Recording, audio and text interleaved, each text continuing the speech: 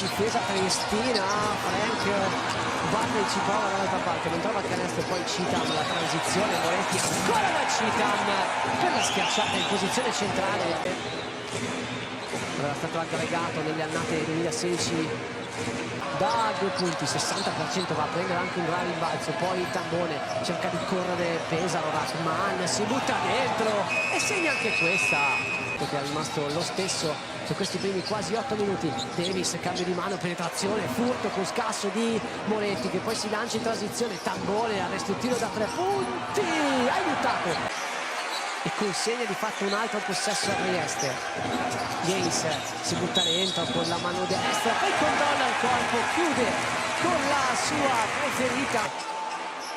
Quali saranno le rotazioni principali di Repica? Gran palla di Rahman per Citam, pessima transizione difensiva di Trieste.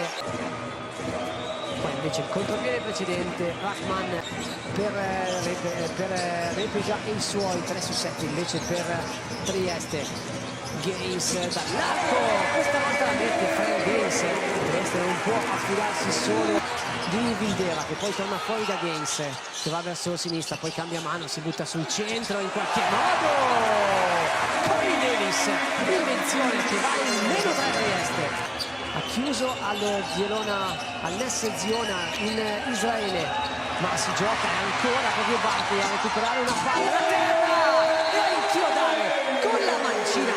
Moretti a superare la metà campo, Kravic che attende l'uscita di un compagno, Moretti riceve a spazio da 3 punti e manda a bersaglio la bomba del più 5 Pesaro con la mano destra, non trova il canestro, rimbalzo di Pesaro con Tambone per Rahman che ha spazio, tutto lo spazio, troppo spazio per andare in fondo.